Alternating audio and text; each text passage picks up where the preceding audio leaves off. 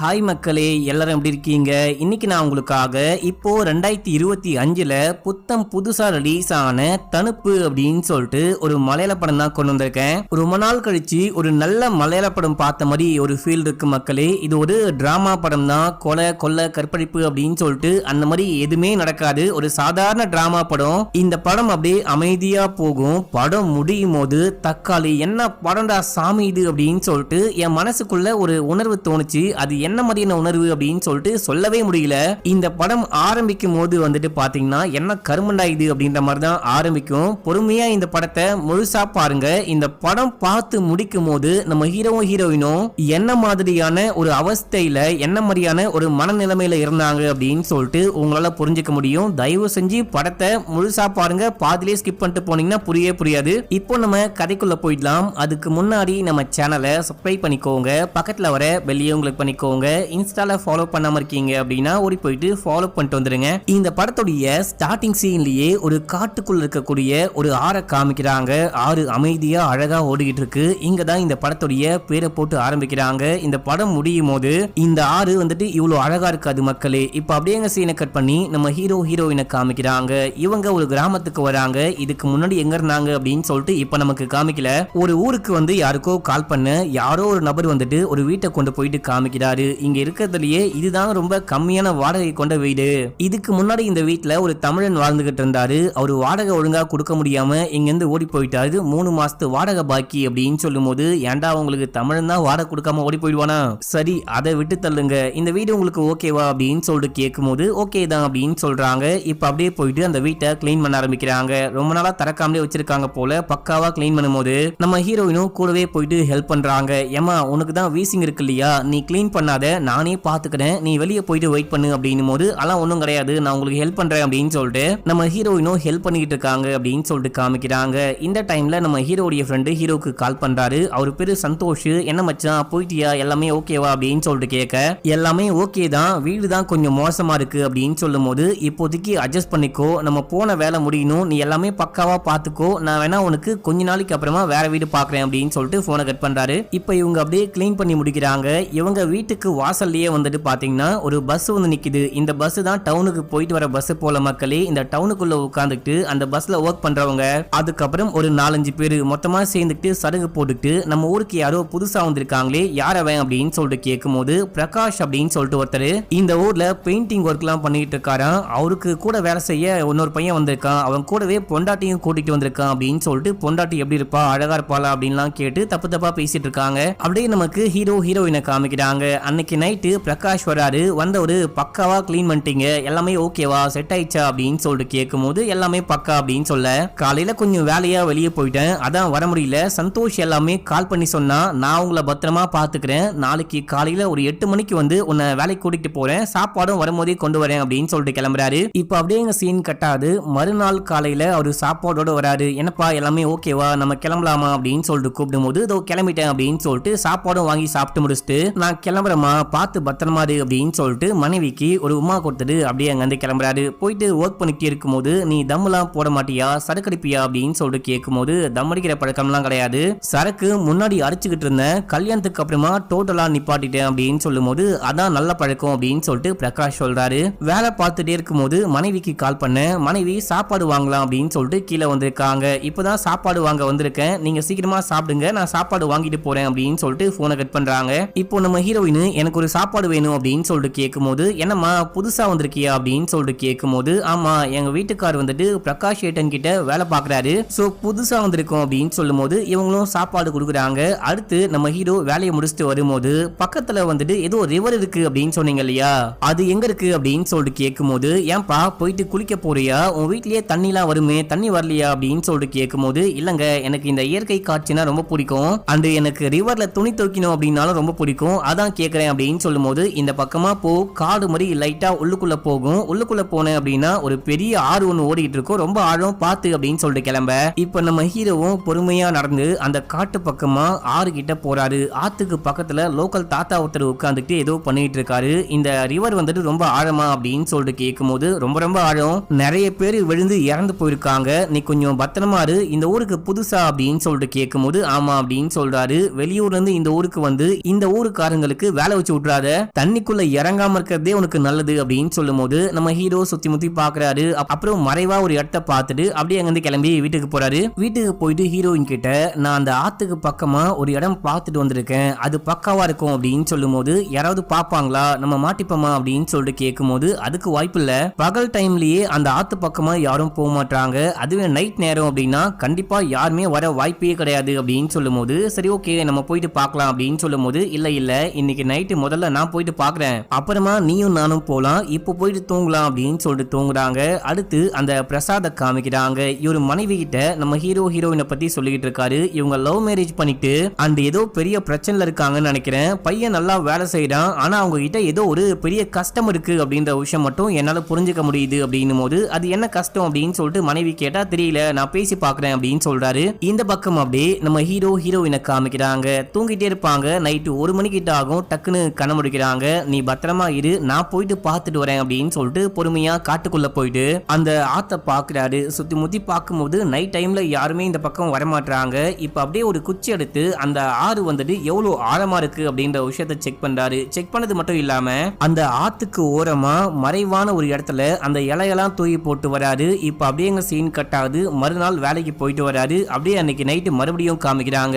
இவங்க தூங்கிட்டு இருப்பாங்க. நைட்டு கரெக்டா 1 மணி ஆகும்போது வா போலாம் அப்படின்னு சொல்லிட்டு மனைவியை கூப்பிடுறாரு. சரி ஓகே வாங்க போலாம் அப்படின்னு சொல்லிட்டு பேக்குள்ள ஏதோ துணி எடுத்து வச்சுக்கிட்டு தண்ணி எல்லாம் குடிச்சிட்டு அங்கிருந்து கிளம்புறாங்க. பொறுமையா போகும்போது அங்க பஸ் நிக்கும் பாத்தீங்களா, பஸ்ஸுக்குள்ள யாரோ தூங்காம இருக்காங்க அப்படின்ற விஷயத்த ஹீரோயின் பார்த்துட்டு பயந்து போறாங்க. ஐயோ இங்க யாரும் இருக்காங்க, கண்டிப்பா என்னால முடியாது அப்படின்னு சொல்லிட்டு மேல ஓடி போயிடுறாங்க. இதை நம்ம கண்டிப்பா பண்ணிதான் ஆகணுமா அப்படின்னு சொல்லிட்டு கேட்க கண்டிப்பா எனக்கு வேணும் அப்படின்னு சொல்றாரு. அப்படின்னா இன்னைக்கு வேணா நம்ம வேணா நாளைக்கு போலாம், இப்ப விட்டுருங்க அப்படின்னு சொல்லிட்டு அழுதுகிட்டே உள்ளுக்குள்ள போறாங்க. இப்ப அப்படியே எங்க சீன் கட்டாது. மறுநாள் காலைல ஹீரோ வேலைக்கு போறாரு. இப்ப அப்படியே ஒரு 2-3 நாள் ஓடுது அப்படின்னு சொல்லிட்டு டக்குன்னு காமிக்கிறாங்க. நம்ம ஹீரோ ஒர்க் போறாரு. ஹீரோயின் உட்காந்து இங்கிலீஷ் பாட்டு கேட்டுக்கிட்டு இருக்காங்க, குக் பண்றாங்க, ஏதோ நினைச்சு சோகமாவே இருக்காங்க அப்படின்ற விஷயம்லாம் காமிக்கிறாங்க. 2-3 நாள் கழிச்சு மறுபடியும் ஒரு நாள் நைட்டு காமிக்கிறாங்க. நம்ம ஹீரோ வெளியவே நின்னு எல்லாரும் போறாங்களா தூங்குறாங்களா அப்படின்னு சொல்லி செக் பண்ணிட்டு அந்த பஸ்ல இருந்து எல்லாருமே போயிட்டாங்க.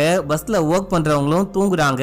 எப்ப போலாம் கரெக்டா இருக்கும் அப்படின்னு சொல்லிட்டு மனைவியை கூப்பிட்டு அப்படியே காட்டுக்குள்ள போறாரு. காட்டுக்குள்ள போயிட்டு தண்ணிக்குள்ள இறங்கி குளிக்கிறாங்க. குளிச்சுட்டு வெளியே வந்து நம்ம ஹீரோ அந்த இலையெல்லாம் தள்ளி வச்சாரு பாத்தீங்களா, அந்த இடத்துல ஒரு போர்வை மாதிரி போடுறாரு. போட்டு வாமா ஆரம்பிக்கலாம் அப்படின்னு சொல்லிட்டு கூப்பிடும் போது இவங்க ரொம்ப பயப்படுறாங்க. சுத்தி முத்தி பாக்குறாங்க. கண்டிப்பா பண்ணி ஆகணுமா அப்படின்னு சொல்லிட்டு கேட்க கண்டிப்பா பண்ணி ஆகணும் அப்படின்னு சொல்றாரு. இவரு என்னத்தை தான் பண்ண சொல்றாரு, இந்த பொண்ணு எதுக்கு பயப்படுது அப்படின்னு சொல்லிட்டு பார்த்தா இவரு டக்குன்னு ட்ரெஸ் எல்லாம் கழட்டிட்டு அப்படியே பிறந்த மேனியா நிக்கும் போது இந்த பொண்ணு ட்ரெஸ் எல்லாம் கழட்டா. இங்கே இவங்க ஒன்னா இருக்காங்க. இப்ப அப்படியே எங்க சீன் கட்டாது. மறுநாள் காலை ஒரு வழக்கம் போல வேலைக்கு போறாரு. ஒரு சர்ச்சுக்கு பெயிண்ட் அடிச்சுக்கிட்டே இருக்கும் போது இன்னைக்கு நைட்டு ஸ்டே பண்ணி ஒர்க் பண்ண முடியுமா, ஒர்க் ரொம்ப அதிகமா இருக்கு அப்படின்னு சொல்லிட்டு பிரசாத் கேட்கும் போது கண்டிப்பா ஒர்க் பண்றேன் அப்படின்னு சொல்றாரு. உங்க மனைவி வீட்டுல தனியா இருப்பாங்களே பைக் விடுவாங்களா அப்படின்னு சொல்லிட்டு கேட்கும் போது வீட்டுல தனியாலாம் விட தேவையில்ல, ஒர்க் பண்ணும்போது இங்கேயே கூட்டிட்டு வந்துடலாம் அப்படின்னு சொல்றாரு. என்னையா சொல்ற, இங்க கூட்டிட்டு வந்து வச்சுக்கிட்டு என்னையா பண்ண போற அப்படின்னு சொல்லிட்டு கேட்கும் போது ஒர்க் பண்ணும், நமக்கு பணம் வேணும் இல்லையா, அப்பனா ஒர்க் பண்ணி தான் ஆகணும். அண்ட் என் பொண்டாட்டி தனியா பயத்துல இருப்பா, நான் இல்லாம கண்டிப்பா இருக்க மாட்டா, இங்கேயே கூட்டிட்டு வந்துடலாம் அப்படின்னு சொல்லிட்டு அன்னைக்கு நைட்டு கூட்டு வந்து உட்கார வைக்கிறாங்க. 2 பேரும் ஒர்க் பண்றாங்க. அந்த பொண்ணு வெளியவே உட்கார்ந்துட்டு இருக்கும் போது ஏமா நீ உள்ளுக்குள்ள போயிட்டு படு, ஒர்க் முடிய ரொம்ப டைம் ஆகும் அப்படின்னு சொல்ல ஹீரோயின் உள்ளுக்குள்ள போயிட்டு படுக்கிறாங்க. இவங்க பெயிண்ட் அடிக்கும் போது டீ குடிக்கிறாங்க. அப்ப நம்ம ஹீரோ வந்துட்டு இந்த பொண்ணு பெரிய பணக்கார வீட்டு பொண்ணு, எனக்காக எதுவுமே வேணாம் அப்படின்னு சொல்லிட்டு தூக்கி போட்டு வந்துட்டா. நானும் அவளும் கல்யாணம் பண்ணிட்டு 3 வருஷமா ஒன்னாதான் இருக்கும், என்ன அந்த மாதிரி தங்கமா பாத்துக்கிற அப்படின்னு சொல்றாரு. அந்த பொண்ணு வீட்லயும் உன்னுடைய வீட்லயும் ஏன் காதலுக்கு எதிர்த்தாங்க அப்படின்னு சொல்லிட்டு கேட்கும் போது அவங்க பணக்காரங்க, நாங்க ஏழை, அது மட்டும் இல்லாம நான் வந்துட்டு ஹிந்து, இந்த பொண்ணு கிறிஸ்டியன், அதனாலேயே 2 பேர் வீட்லயுமே ஒத்துக்கல அப்படின்னு சொல்றாரு. இப்ப அப்படியே எங்க சீனை கட் பண்ணா அடுத்த சீன்ல அடுத்து வந்துட்டு இது பௌர்ணமி அன்னைக்கு நைட்டு தான் போயிட்டு அவங்க காட்டுக்குள்ள ஒன்னா இருப்பாங்க போல மக்களே. மறுபடியும் இவங்க காட்டுக்குள்ள போயிட்டு தண்ணியில குளிச்சுட்டு அதுக்கப்புறம் ஒரு ஓரமா போயிட்டு ஒன்னா இருந்துட்டே இருக்கும் போது இந்த பக்கம் வீட்டுல காமிக்கிறாங்க. அந்த பிரசாத் இருக்காரு பாத்தீங்களா, அவர் இவங்களுக்கு ஏதாவது சாப்பாடு கொடுக்கலாம் அப்படின்னு சொல்லிட்டு வந்திருக்காரு. வீட்டுக்கு வந்து பார்த்தா ஆளக்கானும், வீடே பூட்டப்பட்டிருக்கு. உடனே ஹீரோக்கு கால் பண்ணும் போது நம்ம ஹீரோ அட்டென்ட் பண்றாரு. ஏன்பா எங்கப்பா இருக்க அப்படின்னு சொல்லிட்டு கேட்கும் போது வீட்டுல அப்படின்னு சொல்றாரு.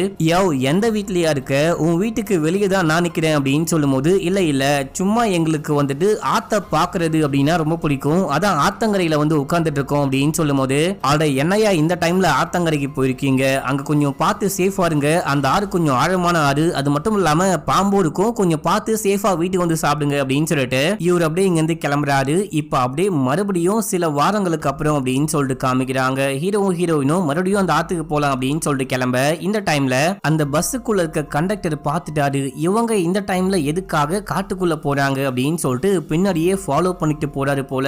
மறுநாள் காலைல பார்த்தா ஹீரோயினுக்கு உடம்பு சரியில்லை, தும்பிட்டு இருக்காங்க. அன்னைக்கு முழுக்க ஹீரோயினுக்கு ஜுரம் அடிக்குது மக்களே. இப்ப அப்படியே மறுபடியும் அன்னைக்கு நைட்டு காமிக்கிறாங்க. அதாவது ஹீரோயின் ஆத்துக்குள்ள போனாங்க பாத்தீங்களா, அதுக்கு மறுநாள் காமிக்கிறாங்க. இந்த கண்டக்டர் சரக்கு போட்டுட்டு ஃப்ரெண்ட்ஸ் கிட்ட அவங்க காட்டுக்குள்ள போயிட்டு என்ன வேலை பார்த்தாங்க தெரியுமா, அந்த பொண்ணை பார்க்க பாவமா இருக்கா, அந்த பையனை பார்க்கவும் பாவமா இருக்கான், ஆனா ஆத்துக்குள்ள போயிட்டு கண்ட கண்ட வேலையெல்லாம் பண்ணிட்டு இருக்காங்க. இவங்க புருஷன் பொண்டாட்டி தானே, அப்படி இருக்கும்போது ஏன் ஆத்துக்குள்ள போயிட்டு பண்றாங்க அப்படின்னு சொல்லிட்டு கேட்கும் போது அதுல ஒரு வயசானவர் இருப்பாரு. அவர் என்ன சொல்றாரு அப்படின்னா, அந்த பொண்ணு எப்பயுமே இங்கிலீஷ் பாட்டு கேட்டுக்கிட்டு இருக்கா, ஒருவேளை இங்கிலீஷ் காரி மாதிரி பண்ணலான்னு சொல்லிட்டு ஆத்து பக்கமா போயிருப்பாங்க போல அப்படின்னு சொல்லிட்டு கலாய்க்கிறாரு. இந்த மாதிரி கலாச்சி பேசிக்கிட்டே இருக்கும் போது இந்த டைம்ல நம்ம ஹீரோ வந்து கூப்பிடுறாரு. என் மனைவிக்கு உடம்பு சரியில்லை, ஹாஸ்பிட்டலுக்கு போக ஏதாவது ஆட்டோ கிடைக்குமா அப்படின்னு சொல்லிட்டு கேட்கும் போது ஒரு செகண்ட் வெயிட் பண்ணுங்க, கால் பண்றோம் அப்படின்னு சொல்லிட்டு கால் பண்ணி வர சொல்றாங்க. இதே டைம்ல நான் சொன்னா நம்புனீங்களா, நேத்து இவங்க போயிட்டு பண்ண வேலையால அந்த பொண்ணுக்கு ஜுரமே வந்துருச்சு பாரு அப்படின்னு சொல்லிட்டு கலாய்க்கும் போது சரி ஓகே அடுத்த வாட்டி இந்த மாதிரி போனாங்க அப்படின்னா எங்களுக்கு கால் பண்ணுங்க அப்படின்னு சொல்லிட்டு ஃப்ரெண்ட்ஸ் எல்லாம் சொல்றாங்க. அதே போல சில வாரங்களுக்கு அப்புறமா மறுபடியும் நம்ம ஹீரோயின் காட்டுக்குள்ள போலாம் அப்படின்னு சொல்லிட்டு பார்க்கும்போது அந்த கண்டக்டர் பார்த்துட்டு ஃப்ரெண்ட்ஸுக்கெல்லாம் கால் பண்றாரு. இவங்க காட்டுக்குள்ள போயிட்டு அந்த தண்ணிக்குள்ள இறங்கி அதுக்கப்புறம் குஜாலமா இருந்துட்டு இருக்கும் போது இந்த விஷயத்தை இந்த கர்மம் முடிச்ச 5 பேரும் போயிட்டு பாக்குறாங்க. பார்த்தது பத்தாது அப்படின்னு சொல்லிட்டு வீடியோ ரெக்கார்ட் பண்ண ஆரம்பிக்கும் போது அதுல ஒருத்தன் போட்டோ எடுக்கிறேன் அப்படின்னு சொல்லிட்டு பிளாஷ் ஆன் பண்றான். ஐயோ யாரும் இருக்கிறாங்க அப்படின்னு சொல்லிட்டு ஹீரோயின் பயப்படுறாங்க. இவனுங்க பார்த்துட்டு அங்கிருந்து போவாங்க அப்படின்னு சொல்லிட்டு பார்த்தா நேரா இவங்க கிட்ட போயிட்டு என்ன வேறடா பார்த்துட்டு இருக்கீங்க அப்படின்னு சொல்லிட்டு கேட்டு நம்ம ஹீரோவை போட்டு பொலன்னு பொழக்கிறாங்க. ஐயோ அவன் என் பொண்டாட்டி, நாங்க சும்மா ஓரமா ஒதுங்கி இருக்கலாம் அப்படின்னு தான் வந்தோம், மத்தபடி ஒன்னும் கிடையாது, அடிக்காதீங்க அப்படின்னு சொல்ல அந்த பொண்ணு கால்ல விழாத குறையா கெஞ்சிக்கிட்டு இருக்கா. எங்க ஊருக்கு வந்து என்ன இந்த மாதிரி கன்றாவியான வேலையெல்லாம் பார்த்துக்கிட்டு இருக்கீங்க, இதுக்கப்புறம் இந்த மாதிரி உங்களை எங்கேயாச்சும் பார்த்தேன் அப்படின்னா உங்க 2 பேரையும் நான் கொலை பண்ணுவேன், இல்லைன்னா போலீஸ்க்கு கால் பண்ணுவேன் அப்படின்னு சொல்லிட்டு மிரட்டி விட்டு போறானுங்க. இவனுங்க இவ்வளவு நல்லவனுங்க கிடையாது அப்படின்னு சொல்லிட்டு பார்க்கும்போது மறுநாள் காலைக்குள்ள என்ன பண்றாங்க அப்படின்னா இருக்கிற எல்லா குரூப்லயும் வீடியோ போட்டு விட்டானுங்க. எல்லாருமே இந்த வீடியோ பார்த்துக்கிட்டு இருக்காங்க. இந்த வீடியோ பிரசாதுக்கும் போது போல, எங்கடா இவனுங்களை ஆளையே காணும், இந்த மாதிரி வேலை ஏன் பண்ணி வச்சானுங்க அப்படின்னு சொல்லிட்டு புரியாம அவரு ஹீரோக்கு கால் பண்றாரு. நம்ம ஹீரோயின் வெளியவே தலை காட்ட முடியாம அவமானப்பட்டு கூனி குறுகி வீட்டுக்குள்ளே இருக்காங்க. நம்ம ஹீரோயின் நைட்டு முழுக்க அப்படியே இந்த கால்ல வரைக்கும் அழுதபடியாவே இருக்காங்க. நம்ம ஹீரோ தான் சமாதானப்பட்டுக்கிட்டு இருப்பாரு. இந்த டைம்ல பிரசாத் கால் பண்ணும்போது எனக்கு உடம்பு சரியில்லை, நான் நாளைக்கு வேலைக்கு வரேன் அப்படின்னு சொல்லிட்டு போனை கட் பண்றாரு. இவங்க வீட்டுக்குள்ளேயே இருக்காங்க. அன்னைக்கு ஈவினிங் வரைக்கும் அப்படியே இருக்காங்க. பசிக்கும் இல்லையா, நான் போயிட்டு சாப்பாடு வாங்கிட்டு வரேன் அப்படின்னு போது ஹீரோயின் வேணாம் அப்படின்றாங்க. இல்ல நான் போயிட்டு வாங்கிட்டு வரேன் அப்படின்னு சொல்லிட்டு கீழே போறாரு. அந்த 4 பேர் இருக்காங்க பாத்தீங்களா, இவங்க அங்க உட்கார்ந்துட்டு கேரம்லாம் விளையாடிட்டு இருப்பாங்க. என்ன இவன் வெளியே வரமாட்டான் அப்படின்னு சொல்லிட்டு பார்த்தா வெளியே வரான் அப்படின்னு சொல்லிட்டு அப்படியே பேசிக்கிட்டே இருக்கும்போது நம்ம ஹீரோ போயிட்டு சாப்பாடு கேட்கிறாரு. அங்க இருக்கிற எல்லாருமே நம்ம ஹீரோவை ஒரு மாதிரி குருன்னு பாக்குறாங்க. இங்க இருக்கிற எல்லாருக்குமே அந்த வீடியோவை இவனுங்க ஷேர் பண்ணிட்டானுங்க போல மக்களே. நம்ம ஹீரோ சாப்பாடு வாங்கிட்டு அப்படியே கூனி குறுகி அவமானப்பட்டு வீட்டுக்கு போயிட்டு ஹீரோயினை எழுப்பி வாமா சாப்பிடலாம் அப்படின்னு சொல்லிட்டு கூப்பிடும் போது எனக்கு வேணாம் அப்படின்னு சொல்றாங்க. வாமா பசிக்கும்ல, சாப்பிடு அப்படின்னு சொல்லிட்டு எழுப்பிக்கிட்டு இருக்காரு. அந்த பக்கம் பிரசாத் என்ன பண்றாரு அப்படின்னா சந்தோஷுக்கு கால் பண்ணி ஒரு முக்கியமான விஷயம், நீ கிளம்பி உடனே ஊருக்கு வா அப்படின்னு சொல்லிட்டு அப்படியே இந்த பிரசாத் அதுக்கப்புறம் வீடு வாடகைக்கு விட்டாரு பாத்தீங்களா அந்த ஓனரு. இவங்க 3 பேரும் உட்கார்ந்து பேசிட்டு இருக்காங்க. அவன் என்ன சைக்கோவா, மனநலம் பாதிக்கப்பட்டவனா, ஏன் இந்த மாதிரி பண்ணிட்டு இருக்கான், அவன் பொண்டாட்டிய வீட்டுக்குள்ள வச்சு ஒன்னா இருக்காம எதுக்காக ஆத்துக்குள்ள போயிட்டு இந்த வேலையெல்லாம் பண்ணாங்க, இப்போ எல்லாத்துக்கும் பிரச்சனை, நான் வந்துட்டு இதுக்கப்புறம் அவனை வேலைக்கெல்லாம் கூட்டிட்டு போறது கிடையாது, நீ அவனை கூட்டிட்டு போயிடு, முதல்ல இந்த ஊரை விட்டு போ சொல்லு அப்படின்னு சொல்லும் போது பிரசாத் ஏட்டா கொஞ்சம் அமைதியா இருங்க, இந்த எல்லா பிரச்சனைக்கும் நான் தான் காரணம், இந்த விஷயத்த உங்ககிட்ட நான் முன்னாடியே சொல்லியிருக்கணும் அப்படின்னு சொல்லிட்டு இவன் அப்படியே கதையை சொல்ல ஆரம்பிக்கிறான். நமக்கு பிளாஷ்பேக் காமிக்கிறாங்க. நம்ம ஹீரோடைய ஃப்ரெண்டு சந்தோஷ், இவங்க 2 பேருமே சினிமா ஃபீல்டுல வேலை பார்த்துட்டு இருக்காங்க. ஒரு நாள் வேலை பார்த்துட்டே இருக்கும் போது அந்த சைட்டுக்கு ஒரு நாய் வருது. என்ன இந்த நாய் நல்லா இருக்கு, எங்கேயாச்சும் இருந்து ஓடி வந்துருச்சா இல்ல யாராவது மிஸ் பண்ணிட்டாங்களா அப்படின்னு சொல்லிட்டு நம்ம ஹீரோவே தூக்கி வளர்க்க ஆரம்பிக்கிறாரு. கூட இருக்கவங்க எல்லாம் கலாய்க்கிறாங்க. டேய் உனக்கே சோறு இல்ல, நாய்க்கு எப்படி சோறு போடுவேன் அப்படின்னு சொல்லிட்டு கேட்கும் போது ஏன் சோத்துல பாதிய போடுவேன் அப்படின்னு சொல்லிட்டு அந்த நாயை பத்திரமா பார்த்து ஒரு 3-4 நாள் வளர்க்க ஆரம்பிக்கிறாரு. இப்ப அப்படியே ஹீரோயினை காமிக்கிறாங்க. நம்ம ஹீரோயின் கொஞ்சம் பெரிய பணக்கார வீட்டை சேர்ந்தவங்க தான் போல. அம்மா கிடையாது, அப்பா வந்துட்டு வெளிநாட்டுல இருக்காரு. அவருமே 2வது கல்யாணம் பண்ணிட்டு சந்தோஷமான ஒரு வாழ்க்கையை வாழ்ந்துகிட்டு இருக்காரு. நம்ம ஹீரோயின் வந்துட்டு இந்தியா வந்துட்டு இருக்காங்க. அவங்க அப்பா வெளிநாட்டுல இருக்காரு. இந்தியால அங்கிள் ஆன்டி வீட்டுல ஸ்டே பண்ணிருக்காங்க அப்படின்னு சொல்லிட்டு காமிக்கிறாங்க. இவங்க 2 நாளா வந்துட்டு நாயை காணும் அப்படின்னு சொல்லிட்டு சாப்பிடாம உட்கார்ந்து புலம்பிட்டே இருக்கும்போது, ஏமா சாப்பிடாம இருந்தா எப்படி, நீ வந்துட்டு சாப்பிடு, அதே போல ஒரு நாயை வந்துட்டு உனக்கு நான் வாங்கி தரேன் அப்படின்னு சொல்லிட்டு அங்கிள் ஆன்ட்டி சொன்னாலும் கேட்காம நான் போயிட்டு அந்த நாயை தேட போறேன், நானே போயிட்டு நாயை காணும்னு சொல்லிட்டு போஸ்டர் அடிச்சு ஒட்ட போறேன் அப்படின்னு சொல்லிட்டு அந்த ஊர் முழுக்க ஒட்டும் போது இந்த போஸ்டர் நம்ம ஹீரோடைய கண்ணில் படுது. நம்ம ஹீரோ பார்த்துட்டு கால் பண்றாரு. கால் பண்ணா ஹீரோயின் கிளம்பி ஸ்பாட்டுக்கே வந்துட்டாங்க. அந்த நாயை பார்த்து ரொம்ப ரொம்ப சந்தோஷப்படுறாங்க. அந்த நாயும் இவங்களை பார்த்து ரொம்ப சந்தோஷப்படுது. இப்போ நாயை கூட்டிட்டு போலாம் அப்படின்னு சொல்லிட்டு பார்க்கும்போது நம்ம ஹீரோ வராரு.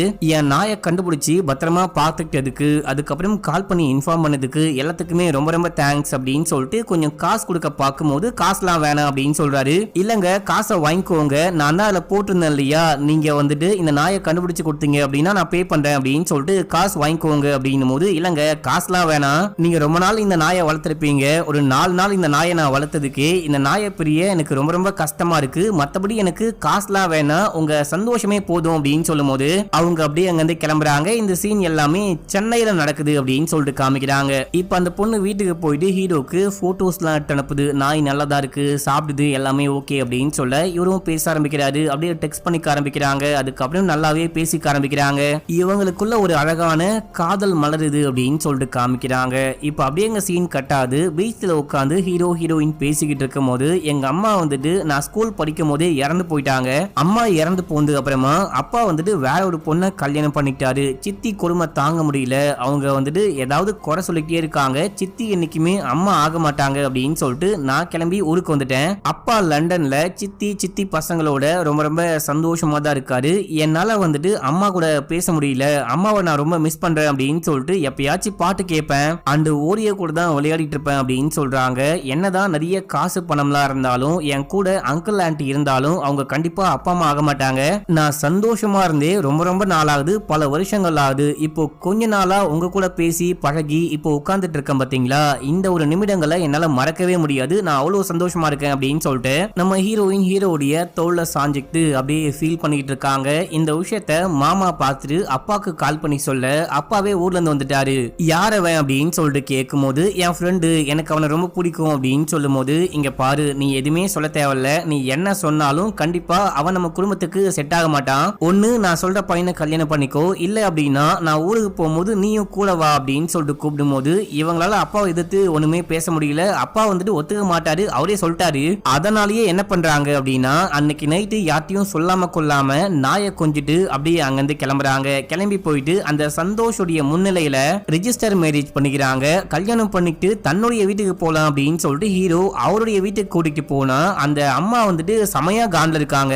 என் பையனுக்கு நான் எப்படிலாம் கல்யாணம் பண்ணி வைக்கணும் அப்படின்னு சொல்லிட்டு பார்த்தா இவன் ஒரு கிறிஸ்டியன் பொண்ணை கல்யாணம் பண்ணி கொண்டு வந்திருக்கான், என்னால வெளியே வந்து அவன் ஃபேஸ கூட பார்க்க முடியாது, இங்கிருந்து போ சொல்லு அப்படின்னு சொல்லிட்டு சந்தோஷ் கிட்ட சண்டை போட்டுக்கிட்டு இருக்காங்க, அழுதுகிட்டு இருக்காங்க. சரி ஓகே தாத்தா கிட்ட கேட்கலாம், தாத்தா வச்சு ஏதாவது சொல்லுவாரு அப்படின்னு சொல்லிட்டு பார்த்தா தாத்தாவையும் அம்மா திட்டி, யாரு சொன்னாலும் நான் கேட்க போறது கிடையாது, என் கண்ணுக்கு முன்னாடி நிக்க வேணாம் அப்படின்னு சொல்லுங்க, இங்கிருந்து போக சொல்லுங்க அப்படின்னு சொல்லும் போது, டேய் பேசி ஒன்னும் பிரயோஜனம் கிடையாது, வா மச்சான் என் வீட்டுக்கு போலாம், நான் உன்னை கூட்டிகிட்டு போறேன் அப்படின்னு சொல்லிட்டு சந்தோஷ் வீட்டுக்கு கூப்பிடும் போது, உன் வீட்டுக்கு கூட்டிட்டு போயிட்டு எதுக்கு தேவையில்லாத பிரச்சனை, நீ முதல்ல ஒரு ஹோட்டல்ல ரூம் போடு, அங்க உட்காந்து எதுவா இருந்தாலும் பேசி முடிவு பண்ணிக்கலாம் அப்படின்னு சொல்லிட்டு ஹோட்டல்ல ரூம் போடுறாங்க. நம்ம ஹீரோயின் உட்காந்து அழுதுகிட்டு இருக்கும் போது, நீ கவலைப்படாத, உனக்கு நான் எனக்கு நீ நம்ம முடிவு பண்ணி தானே கல்யாணம் பண்ணோம், என்னால உன்னை சந்தோஷமா பாத்துக்க முடியும், நீ ஒன்னும் கவலைப்படாத அப்படின்னு சொல்லும் போது அப்பா வந்துட்டு ஒரு போட்டோ அதுக்கப்புறம் ஒரு வாய்ஸ் மெசேஜ் போட்டிருக்காரு. என்ன விஷயம் அப்படின்னு சொல்லிட்டு பார்த்தா இந்த பொண்ணு ஆசையா ஒரு நாயை வளர்த்தா பாத்தீங்களா,